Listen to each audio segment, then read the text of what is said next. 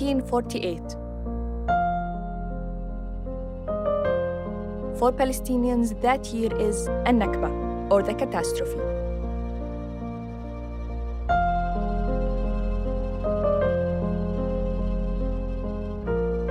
When hundreds of thousands were forced out of their homes.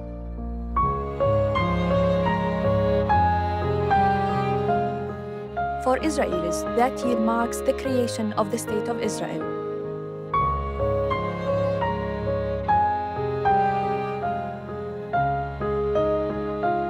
As a filmmaker and as a Palestinian, this documentary series was my way to understand the events of the past that are still shaping the present.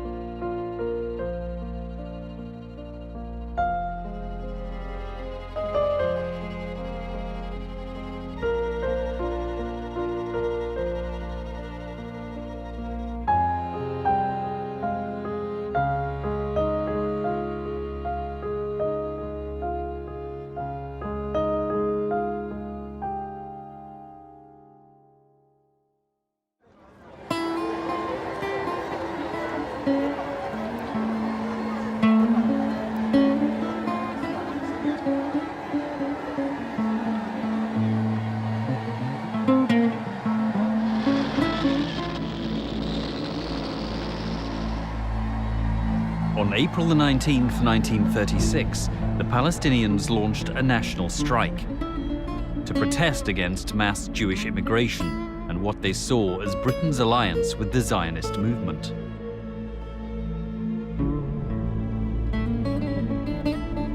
The British responded with force. During the 6 months of the strike, over 190 Palestinians were killed and more than 800 wounded. Wary of popular revolt, Arab leaders advised the Palestinians to end the strike. والمؤسف إنه البيان لما طلع الأمير عبد الله موقع عليه وملك اليمن الإمام وناشدوا أهل فلسطين إنه فكوا الإضراب يا أخي والأمور بنحلها مع الحليفة والحليفة نواها طيبة وكذا. وإعطاء بريطانيا فرصة حتى تثبت حسن نواياها، حسن نوايا بين قوسين. ومن المؤسف أنه حتى الآن نتحدث عن قرارات الأمم المتحدة وعن مشاريع أمريكية وأوروبية ونقول فلنعطي الغرب فرصة لإثبات حسن نواياه، كأنه 70 سنة ليست كافية لإقناعنا بأنه ليس هناك حسن نوايا من الغرب. Palestinian leaders bowed to pressure from the Arab heads of state and agreed to meet the British Royal Commission of Inquiry, headed by Lord Peel. In its report of July 1937, the Peel Commission recommended the partition of Palestine. The report drew the frontiers of a Jewish state in 1/3 of Palestine and an Arab state in the remaining 2/3 to be merged with Transjordan. A corridor of land from Jerusalem to Jaffa would remain under British mandate. The Commission also recommended transferring, where necessary, Palestinians from the lands allocated to the new Jewish state. The Commission's proposals were widely published and provoked heated debate.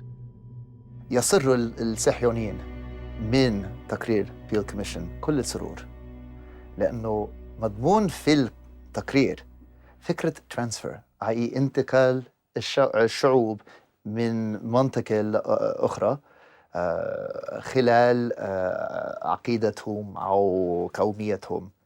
فبالنسبة إلى الصهيونيين معنى الترانسفير يعني قد يوصلوا على دولة يهودية 100% مع حق وبرميشن الدولة المنتدب. فذلك كان يعني أحسن شيء في تقرير بيل كوميشن بالنسبة إلى الحركة الصهيونية. تنظيف وتطهير فلسطين من سكانها العرب من وجهة النظر الصهيونية عملية تم التخطيط لها عشرات السنين قبل. وجود لجنة تسمى بلجنة الترانسفير التي كان يرأسها يوسف فايتس فايتس الذي كان يشكل الساعد الأيمن لبن غوريون، وهذا في سنوات ال30 طبعا.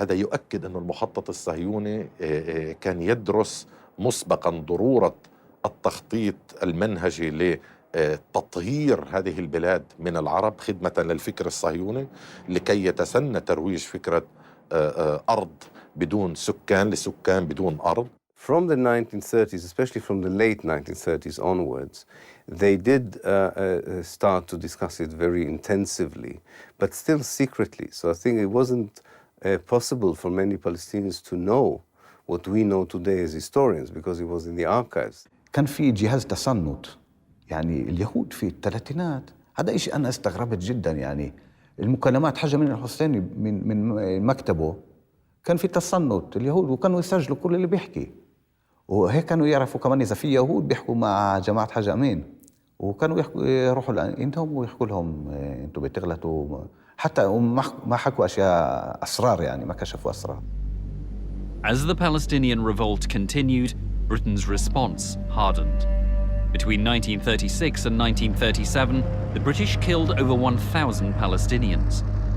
37 British military police and 69 Jews also died. In September 1937, Britain declared martial law and disbanded the main Palestinian political organ, the Arab Higher Committee, headed by the Mufti of Jerusalem, Haj Amin al-Husseini. 5 of its members were exiled to the Seychelles Islands in the Indian Ocean, a remote British colony. One of these was the mayor of Jerusalem, Hussein al-Khalidi. Outcast in the Seychelles, he wrote a diary condemning British policy and its support for Zionism. In October 1937, fearing imprisonment, Haj Amin al-Husseini and other Palestinian leaders fled to Lebanon. The political leadership of the Palestinians was now in exile.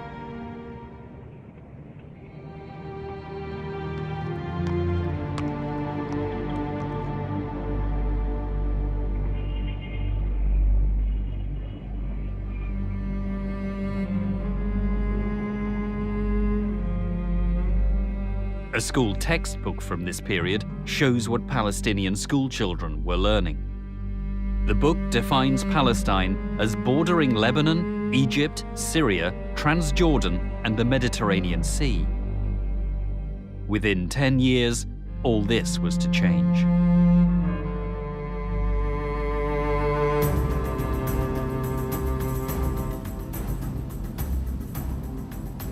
The revolt continued despite the absence of the Palestinian leadership.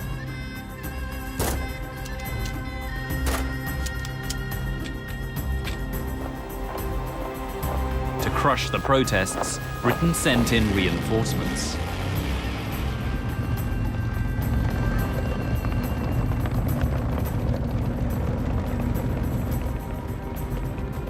بريطانيا جندت من أجل أن تكسر هذه الثورة، يعني كانت جندت يعني أشهر جنرالاتها، الجنرال ويفل، الجنرال ديل، الجنرال ماكميلان، الجنرال ريش.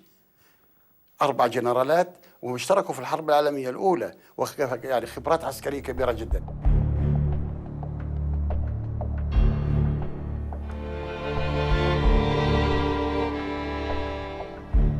British troops spared no effort in seeking to disarm the Palestinians. This included widespread searches for weapons.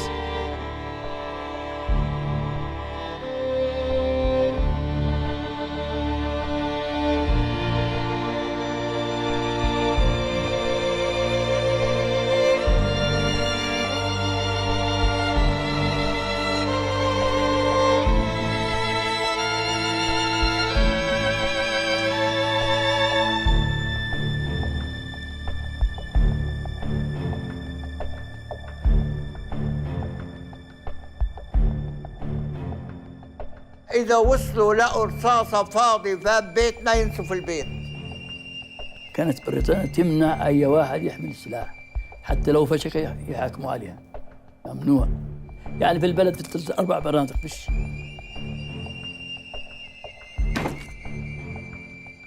يجوا عنا تفتيش يفتشوا يحطوا يكبوا الطحين على القمح على العدس خربطوا الدار ويطلعوا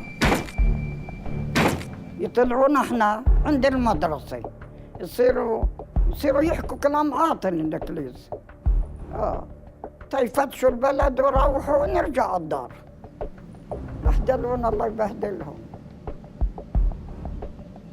كنت أوعى الإنجليز كيف كانوا يجوا ياخذوا النسوان يحطوهم، تاخذني امي على الجامع ياخذوهم يحطوهم في الجامع ويفوتوا يفتشوا البيوت على الرجال يدوروا على الرجال ويقولوا غيمت بس يجي الانجليز بالدبابات وبالكذب هذه والطيارات يهربوا الرجال لانه بدهم يدوروا على رجال الثوره. بدي احكي لك الحكايه. اجى العيد لبسنا أواعينا وطلعنا من نروح على الجامعة نصلي، ما حسينا للطيارات إلا الجيش دخل. لما أخذونا قعدونا فتحوا في كراجات محلات وقالوا كمون بهالسنقات وفلينا، عبونا في المحلات كلياتها، سكروا علينا، فيش لا شرب ولا شيء، صرنا مبول على حالنا. الرد فعل بالنسبة للسلطة البريطانية كان عنيف جدا. كونوا في عندك concentration camps في فلسطين وأخذوا آلاف من المواطنين الفلسطينيين وحطوهم في هذول المخيمات للconcentration camps وفي نفس الوقت الاعتقالات. نعم، اعتقالات.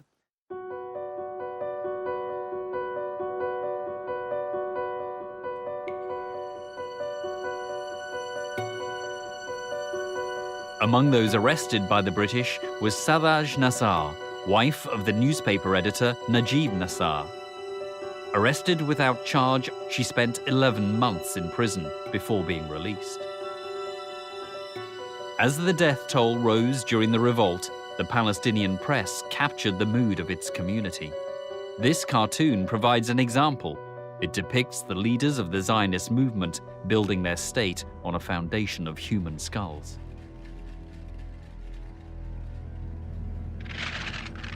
While the British authorities disarmed the Palestinians, they armed and equipped special Jewish forces to ostensibly act as a protective militia for Jewish settlements.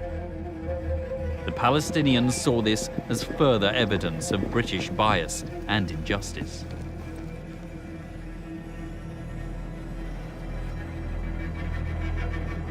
In 1938, an underground Zionist paramilitary organization called Irgun began to increase the number of attacks against Arab targets. In July of that year, the group carried out a succession of bombings in civilian areas in Haifa and Jerusalem. 68 Palestinians were killed.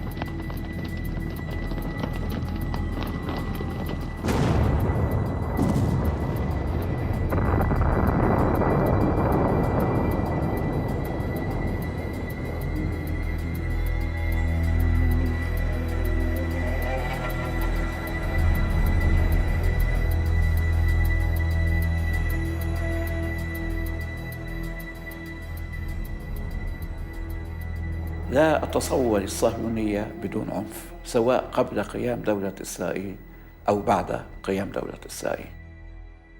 In some cases, British officers were actively engaged in training Jewish paramilitaries.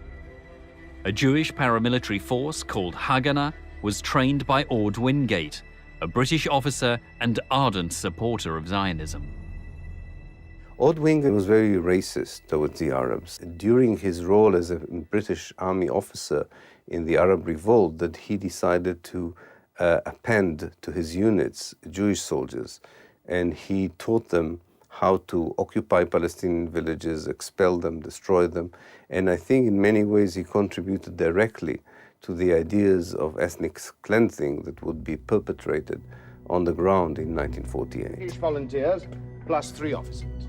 In 1976, BBC ran a TV series about Wingate's life, containing a scene on his activities in Palestine. Using a combined force of British and Jewish personnel. British soldiers and Haganah men will assemble at 1900 hours, 15th of May, 1938.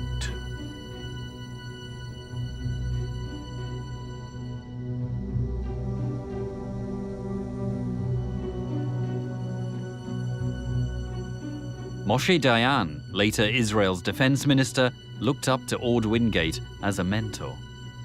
Wingate organized special night raids of armed Haganah and British volunteers against Palestinian villages suspected of harboring revolutionaries.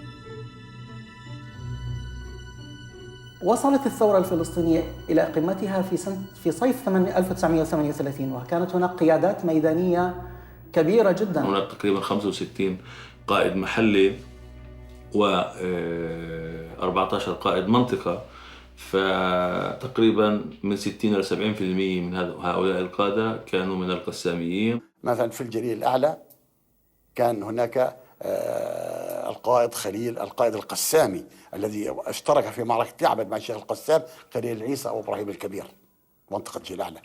عمل المنطقة الثانية كانت منطقة الجليل الأدنى أو الجليل الأسفل، وكان أيضا فيها بقود هذه المنطقة قائد قسامي. لذلك أنا قلت لك الثورة كانت ابتدت ثورة القسام، أبو إبراهيم الصغير اللي هو توفيق لإبراهيم. The Palestinian resistance leader in the Jenin area was Farhan al-Saadi. The Nablus region was commanded by Mohammed Salah al-Hamad, who was killed in May 1938. Abdel Fattah Mustafa took over command. In Jerusalem, the Palestinian commander was Abdel Qadr al-Husseini. In Jaffa, Hassan Salama. By 1938, the Palestinians were beginning to form into more coordinated groups in their uprising against British occupation and Jewish immigration. The commander-in-chief of the revolutionaries was Abdul Rahim al-Haj Mohammed. لاحق الإنجليز الوالد ووضعوا جوائز لمن يلقي القبض عليه أو يأتي به، والحمد لله تمكن من التخفي والهرب، وبدأوا يشكلوا فصائل فلسطينية للجهاد، واستمرت هذه الفصائل تعتمد على نفسها وتعتمد على القرى. وأذكر عندما جاء الإنجليز جاءوا ونسفوا بيتنا، كنا نيام، فأيقظونا وأخرجونا من البيت ونسفوا البيت على ما فيه. الوالد بعث رسالة إلى الحج أمين في تاريخ 18/3/1939 ويشير إلى الحج أمين بأنه بعض الثوار جاءوا إلى دمشق ويصرف عليهم على الملابس وعلى أشياء لا تهم الثورة كثيرا، ويجب أن توجه فلوس الثورة إلى الرصاص والبنادق. In the last line of his letter, Abdul Rahim al-Haj Mohammed warned that if the Palestinian political leadership did not toughen its stance, then the revolution would be defeated.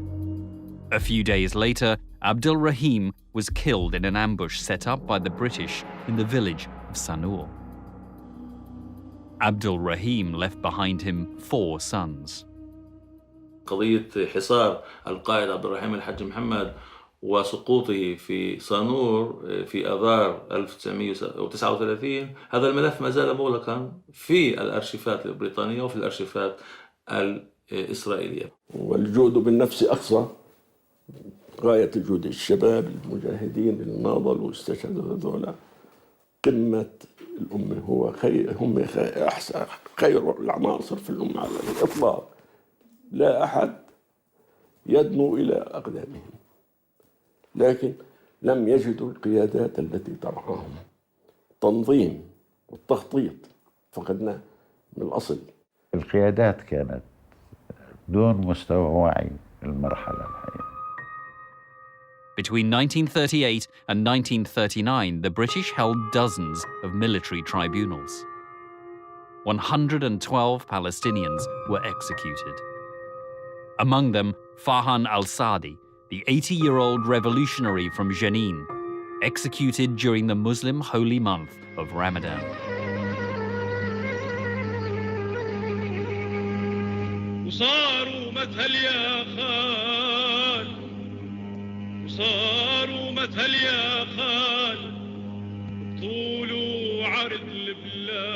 اهتمام شديد كان عند البريطانيين بالأمن، ويسجلون هنا جميع الشخصيات الوطنية إنه هذا شخص مشاغب وهو غير محب للسلام ولأنه يحرض الناس. One such Palestinian, patriot or troublemaker, was the Greek Catholic Bishop of Acre, Gregorius Hajar. He had warned against the Jews wishing to take over Palestine. Bishop Hajar is known as the Bishop of the Arabs. In 1940, he was killed in a car crash on the way to Haifa. Local police reports suggested it was not an accident. Today, he is held in esteem by both Christian and Muslim Palestinians. بريطانيا كانت تمارس إلى ذلك ضغط هائل على السكان من سياسة العقاب الجماعي، حرق البيادر وتجميع الرجال وإجبارهم بالسير على الجمر وعلى ألواح الصبر والتعذيب وخلط المواد الغذائية وبعضها خلط الزيت بالسكر وما إلى ذلك، والتجويع وهدم المنازل والحصار الشديد في أيام الحرب القائضة. كل هذه الأمور مجتمعة أثرت على معنويات الشعب الفلسطيني وقدرته على الاستمرار بالثورة، خاصة الكثير من كوادر الثورة تم القضاء عليها. In addition to the targeting of its leaders, the revolution was also infiltrated. صاروا اليهود يشتغلوا مع المخابرات البريطانية، ومرات مثلا كان واحد يهودي يجي عنده صاحب عربي بيجيب معلومات، اليهودي بيتصل على الجيش البريطاني وبيروحوا مع بعض يسووا اعتقالات عشان اليهود طبعا ما لهمش دولة وما لهمش جيش حقيقي، يسووا اعتقالات في بلد معين. هذا صار كتير. وكمان كان عشان علاقتهم كانت كويسة مع البريطانيين، اليهود مثلا إذا كان بدهم يسووا واحد من الثوار يجندوه كعميل كانوا يتصلوا بالبريطانيين يقولوا هذا الشخص ممكن يشتغل معنا، هو في السجن، فلتوا عنه خلوه يطلع ويشتغل معنا. وأسسوا نوادي المسلمة الوطنية، وكانت تدعم من قبل الصهاينة، وهم حكوا ضد الحركة الوطنية. مثلا لما راحوا وفود الحركة الوطنية للندن هم كانوا يبعثوا بركيات ضد هدول الوفود ما تمثلنا والى اخره. يعني الصهيونية كانت تأسس نوادي اسمها إسلامية وطنية، مش بس إسلامية وطنية، وتدعمها بالمال سرا يعني بصير.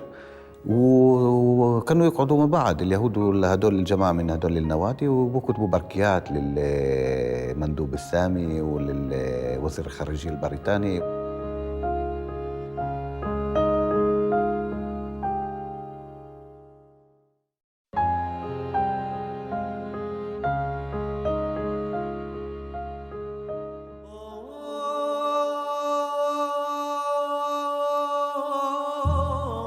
The Palestinian revolt lasted from 1936 to 1939. In that period, an estimated 5,000 Palestinians were killed and 14,000 wounded. Some 100 British soldiers and 400 Jews also died during the revolt. واحد من كل 10 شاب فلسطيني من هذا الأمر اللي يعمل الحرب، يعني بين ال 18 وبين ال 40، أم في السجن، أم مقتول، أم مجروح، أم مطرود من البلد. ففعلا كل الجيل الذي قد يكون جيش لمقاومة الحركة اليهودية في الأربعينات كان مفقود. اللي كان نشيط بالثورة أو انقتل أو هرب أو انعدم، يعني وما كان في أي مؤسسات تقريبا يعني بالمجتمع الفلسطيني، لا مؤسسات ولا نشيطين ولا شيء. يعني كان المجتمع بوضع كتير متدهور. يعني The Palestinian society was leaderless in many ways, both militarily and politically. And although there was a Palestinian leadership in exile, it had very loose connection to the events inside Palestine. So I think it is fair to say that from 1939 onwards, there isn't a real Palestinian leadership on the ground. And this is one of the reasons that contributed to what happened in 1948. The battle for Palestine was lost by the Palestinians not in 1948, but in the late 1930s. because Britain completely smashed to the ground the Arab revolt and the Arab irregular forces. In 1939, Britain held a conference at St. James's Palace in London to discuss the partition of Palestine. The Arab and Jewish delegations refused to sit at the same table. تلاقي الوفد الفلسطيني محضون بالوفد الأردني والمصري واليمني والعراقي. بنفس الوقت بتلاقي نفس القاعة وبنفس الجلسة بتلاقي الوفد الصهيوني اليهودي بن غوريون ووايزمان وشاريت ومحضون بملوك اليهود الأغنياء في العالم. يعني عدنا لنتفاوض مع الحاكم الشريك مع العدو الحقيقي لما تبقى لك من حقوق. After 5 weeks of talks, the conference failed in delivering the goal of bringing peace to Palestine. Later that year, the world was again at war. Soon, after the outbreak of World War II, Jews in Palestine were permitted to enlist in the British Army. Fighters from the Haganah paramilitary group were trained by the British. They would later form the core of the Israeli army. ضمن الخطط الحقيقة دخلوا معه شكلوا بعض كتائب أو بعض وحدات أو كذا إلى آخره من اليهود، وكثير من قادة اليهود اللي قادوا الحرب في 48 ولا يزال بعضهم كمان لا يزال بيجوز بعضهم أحياء منهم اللي اشتغلوا في الجيش البريطاني كمان في هذيك الفترة. وهذا على فكرة أثر في 48 عشان كان في كتير آلاف من اليهود منظمين ومجندين وبيعرفوا يستعملوا سلاح، ومنهم ضباط ومنهم بيعرفوا بالمدافع يعني وكل وباللاسلكي وبكل كل الأشياء وكل إنه الجيش مهني لازم يعرف شيء ما كان موجود بالطرف الفلسطيني طبعا.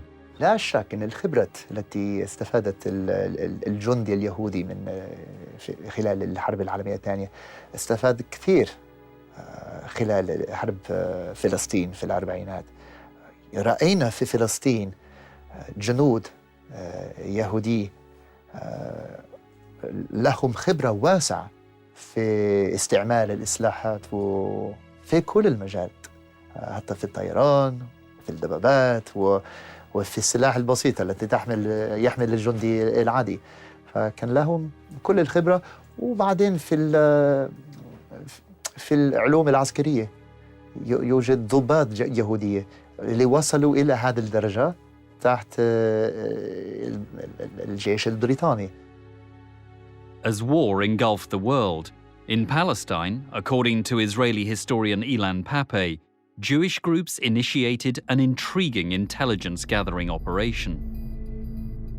The first stage was the collection of material about every village in Palestine. This was called the Village Files project.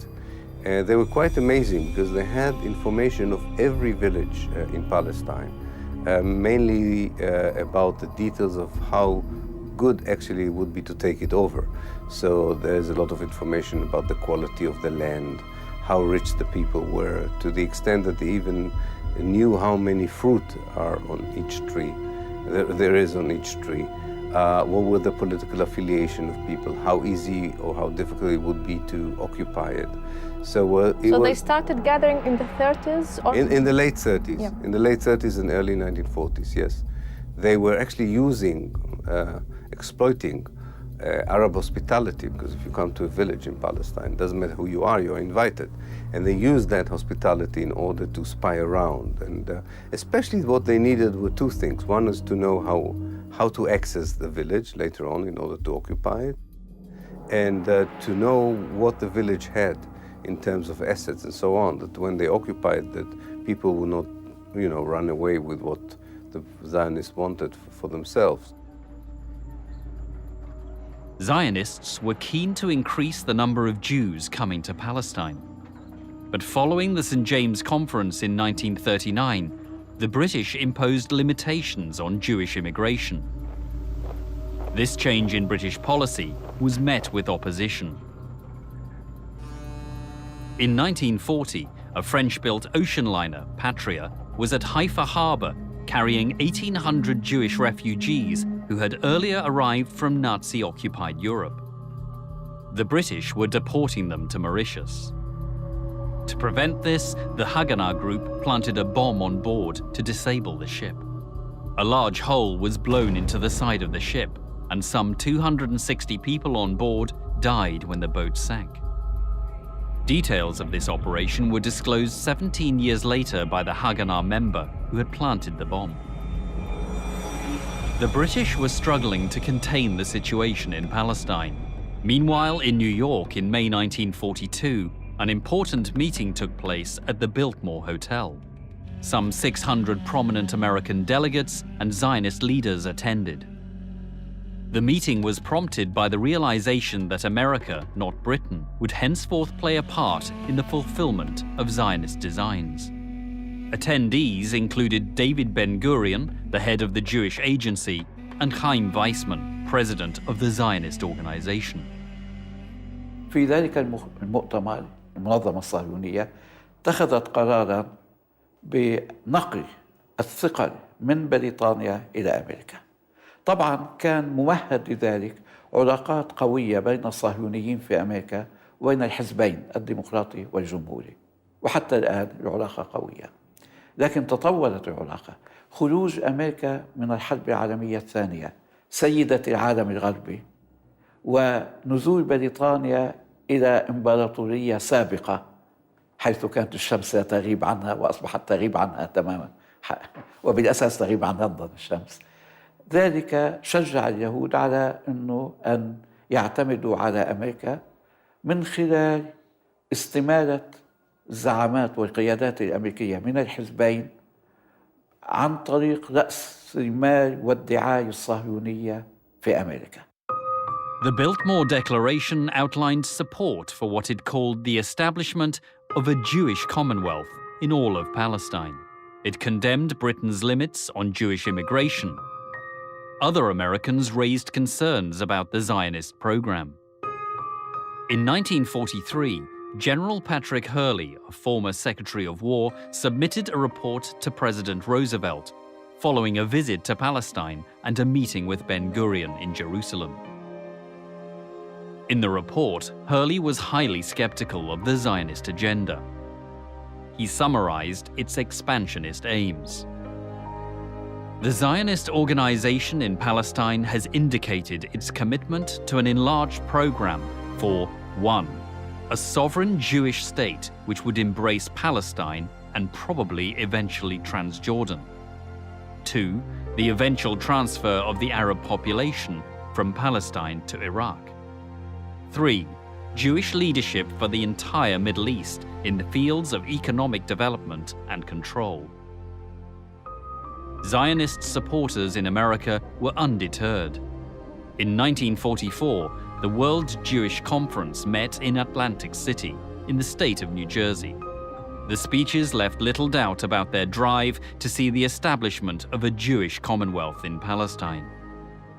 Jewish Commonwealth inherits Israel, operates Israel, means nothing more than justice to the Jew, freedom for the Jew, equality of the Jewish people with all the free peoples of earth. That the real solution of the Jewish problem cannot be brought about unless the Jewish people will be given the right and will be helped by the United Nations to establish Palestine once and for all as its own Jewish commonwealth.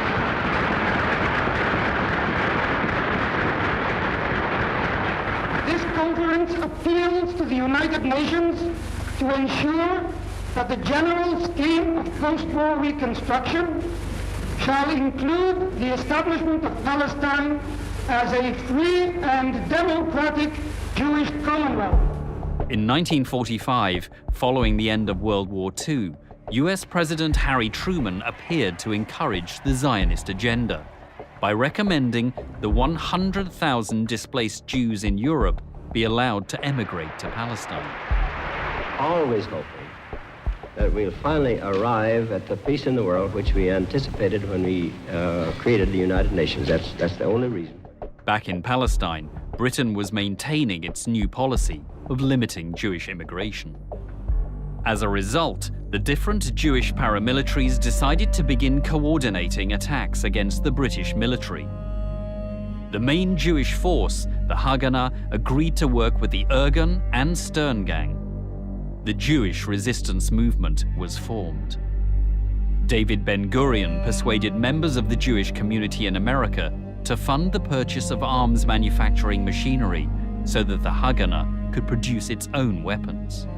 والله إنهم بالجبال منشورين وبتدربوا نضحك عليهم كل شو حركة بودينا وشو بيسووا هذول ليش هذول بيعملوا هيك يدبوا حالهم على الشوج والله على الشوج يدبوا حالهم ويتدربوا نضحك عليهم. Meanwhile, Palestinian politician Musa al-Alami went on a tour of the Arab world. In Arab capitals, he discovered complacency towards the situation in Palestine. The general view being that the Arabs vastly outnumbered the Jews and could control the Jewish minority.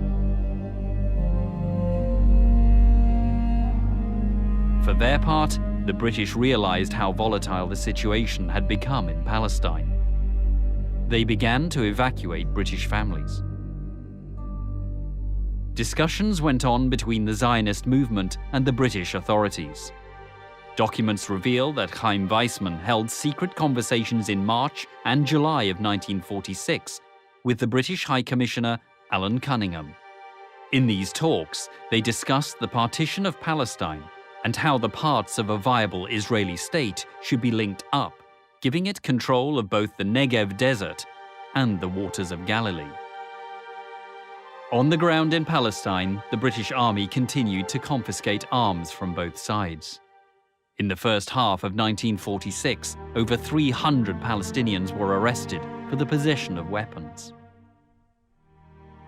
At this time, the Grand Mufti of Jerusalem, Amin al-Husseini, was in France. He had spent the war years in Italy and Germany, hoping the Axis countries would win World War II and that their victory would herald independence for Palestine. Der Großmufti von Jerusalem besichtigt musulmanische Truppen der deutschen Wehrmacht.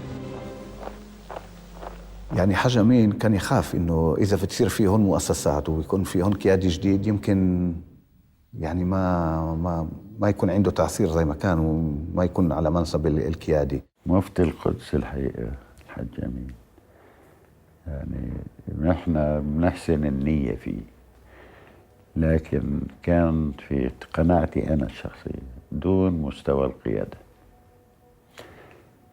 لكن تنسيش البيئة العامة في البلد. الرجل كان مفتي فلسطين العام ورئيس المجلس الإسلامي الشغلات، مش أنا اللي عينته، اللي عينه الإنجليزي يعني كمان. In May 1946, the Mufti went to Egypt to participate in a summit meeting of Arab leaders. The newly formed Arab League's first item of agenda was to coordinate a response to the situation in Palestine. A follow-up meeting of Arab foreign ministers was held in Bludan, Syria. Present as an observer was the Director of British Military Intelligence in the Middle East, Brigadier Iltid Clayton. Meanwhile, back in Palestine, the British Army was now the target of an increasing number of attacks from Jewish paramilitary groups. Against British restrictions, extremists wreck a train on the outskirts of Jerusalem. Armed crewmen inspect the hole where the explosion which caused the wreck occurred, and guards patrol the area. The continued unrest... Violence and death ride the ancient streets of Jerusalem. And here the climax, blasting of police headquarters. 3 men lost their lives in this attack. A roving band shot up the station first, then launched high explosives. Soldiers combed the debris for other dead as turmoil seethes in the cradle of brotherly love. New High Commissioner Cunningham investigates. Tommies patrol the streets and quiet descends.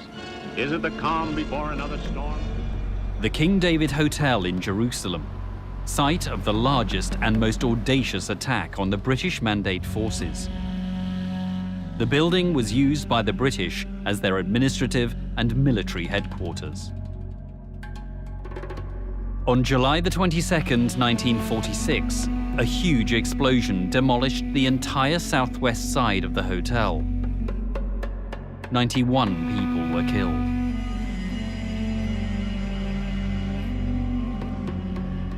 The attack was carried out by Irgun, the Jewish paramilitary group. The King David Hotel was not to be their last target. On March 1st, 1947, Irgun blew up the British Officers' Club at Goldsmith House in Jerusalem. Jewish terrorist gang to intimidate authority. 16 persons die and 13 others are injured as extremists blow up the Officers' Club in an unremitting campaign of violence. Universal's cameraman, on the scene minutes after the explosion, records the stunned and shaken victims as they are carried from the wreckage. Few of the 50 officer inmates of the club escaped injury as extremists, under cover of rifle fire, hurled explosive-laden suitcases through the windows and doors of the building. Several of the injured died later of their wounds. The club is a shambles, a reprisal for the deportation of Jews from Haifa. In July 1947, Irgun kidnapped 2 British sergeants, Clifford Martin and Mervyn Pace. They were abducted as retaliation for the arrest and scheduled execution of 3 Irgun members. The British authorities carried out the executions of the 3 Jewish militants. The following day, the 2 British soldiers were found hanging in a field near Netanya. Follow the hanging of 2 British sergeants by extremists. Palestine becomes an armed camp. Sad hanging of the 2 British Army sergeants probably accelerated the speedy exodus from Palestine of the British Mandate. The graves of the British soldiers can still be found in a British military cemetery in Ramle, south of Tel Aviv.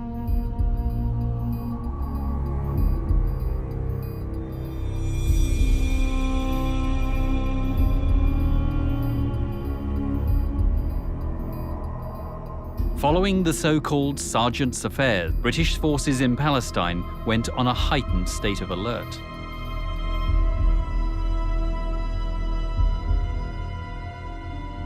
The leader of Irgun was Menachem Begin. The group's symbol contained the map of a Jewish state that encompassed the whole of Palestine as well as Transjordan. 25 high-ranking officials of the Irgun-Zwei Leumi and Stern gang were arrested. British authorities arrested Begin after distributing his photo with the slogan, "Wanted for murder."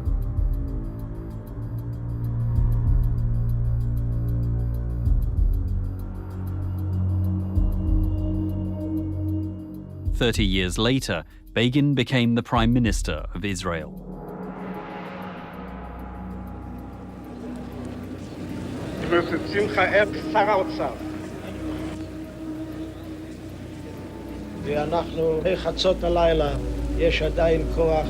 Signed by President Sadat and Prime Minister Begin, and it will be. In 1978, Begin was awarded the Nobel Peace Prize along with Egypt's President Anwar al-Sadat.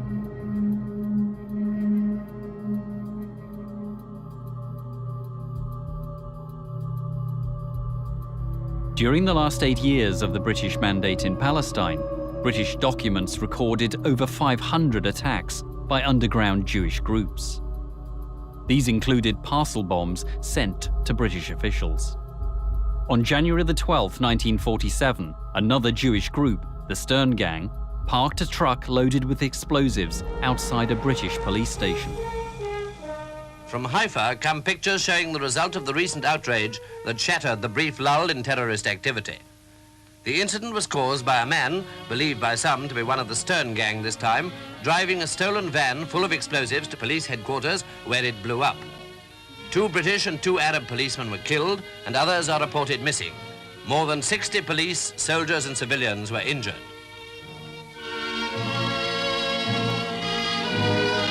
Many of the casualties were caused by flying glass, and a great deal of damage was done, not only at police headquarters, but also in the neighborhood. Windows were broken as far as a mile away. Former British Prime Minister Winston Churchill, who had been a prominent and enthusiastic supporter of Zionism, condemned the attack.